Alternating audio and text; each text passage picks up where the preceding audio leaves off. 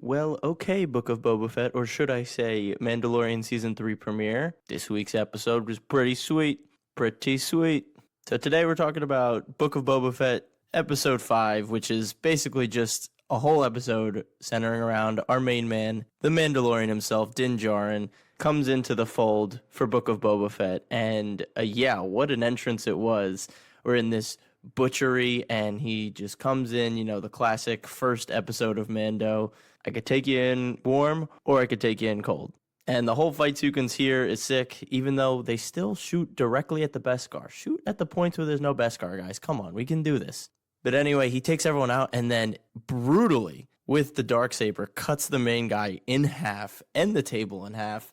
I do like the little pieces of him kind of losing focus. I mean, his Darksaber cuts him. He gets bit by the one guy. He's really beaten up. It seems like he doesn't have that same bounty hunter edge that he did at one point because obviously all the things he went through with Grogu. But he gets the bounty, and we go to a Halo ring. We go directly to, Master Chief's enemy.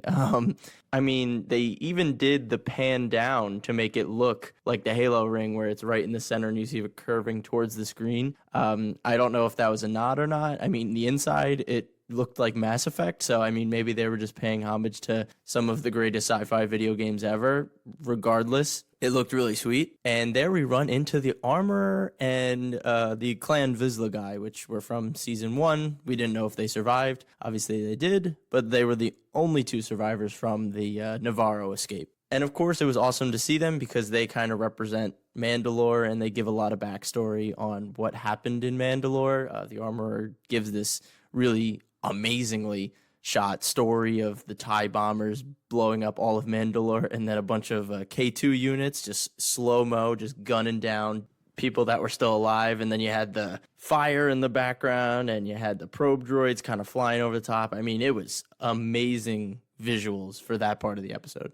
And they give a little hint to Sabine Wren in the episode, giving the Darksaber to Bo-Katan and how she's not really the owner of the Darksaber when she had it. And that's kind of why it was cursed to fail. And that's why she let Mandalore not survive, unfortunately. So it was a bit of a nod to Sabine, which was really cool. I'm sure she'll come into the fold eventually. And then we get this hint that this Vizsla guy, obviously the Vizsla clan has always been the worst part of Mandalore. He's like, yo, I want that Darksaber, because at this point, Din can't even control it. I think, in most of the Clone Wars and Rebel stuff, when we see people fighting with the Darksaber, it does feel very weighty. So it made sense that, it does fight the controller of the blade maybe a little more than a lightsaber would, especially when they do like the thing where they drag it on the ground and come up with it. So that was really cool. Obviously, it kind of leans into that Jedi kind of thing. Like you're not fighting me, you're fighting yourself. So that was an awesome thing. And then the Vizsla guy comes in and says, yo, I want that blade. That was my ancestors. And they're like, all right, let's do this. They have a pretty scrappy fight together. Mando eventually wins with some,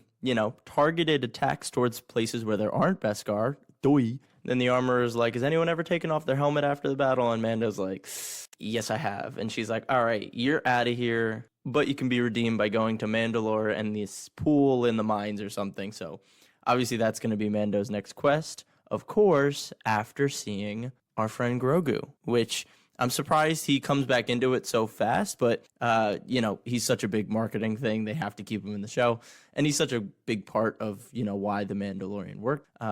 He gives up the spear and he makes this gift for Grogu. It looks like they're going to be like some chain link things. It might be a bracelet or something along those lines. I'm not sure. It was really nice how it was wrapped because it looks like his ears and his head, and Mando's like holding it like, oh my gosh, I miss him.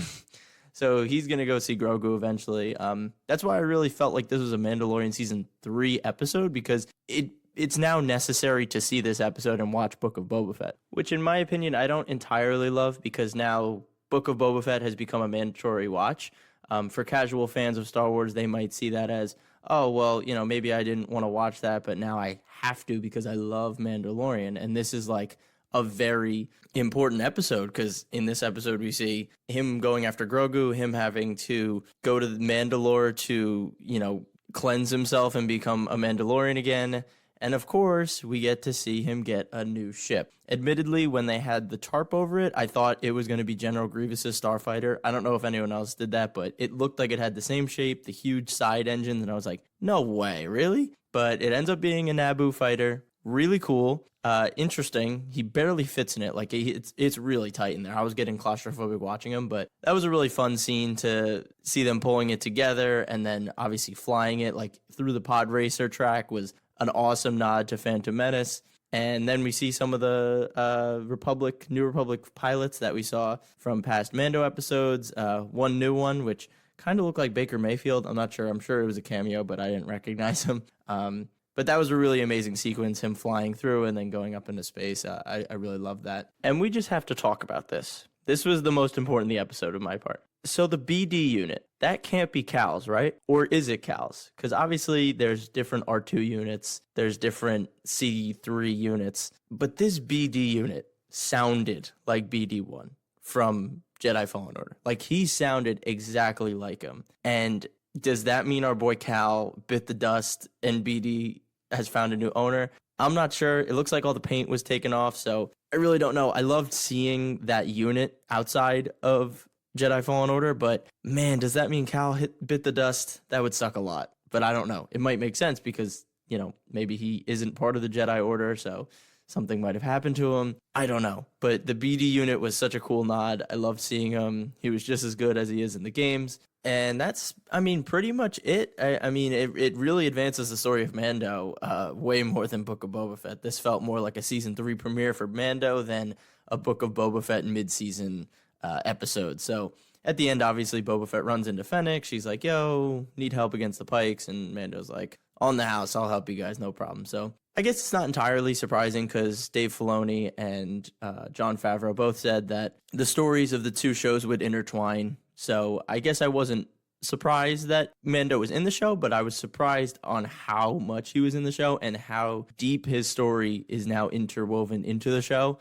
to the point where now if you want to watch Mandalorian Season 3, you have to watch at least this episode of Book of Boba Fett to the end, or the show entirely. But yeah, this is a really great episode. I had a lot of fun with this. It felt just as good as a Mando episode, and it added a lot of cool things and nods to a lot of other Star Wars. So, we always love those Easter eggs. And one more thing I wanted to add, I really liked the dueling perspectives of the Mandalorian Creed and the Jedi Creed. The Armorer says Jedi aren't supposed to have attachments. That's part of their religion. You shouldn't go to see him because that's going to hinder his training. And then Mando's like, well, that kind of goes against our creed because we're all about loyalty and solidarity. So it was very cool to see that maybe we're going to get some Jedi learning from Mandalorians on, what's really important. And are connections really a bad thing? Which, of course, we all know they are. That's kind of the Jedi hypocrisy. But it would be cool that the Jedi's mortal enemies in Mandalore would be the ones to show them the way, the new way. So I really like that little piece of the episode as well. And maybe vice versa, the Jedi can teach the Mandalorians that they can take their helmet off and show face to face and not be weirdos and be like, oh, you took your helmet off? Get the hell out of here. So mutual respect and learning.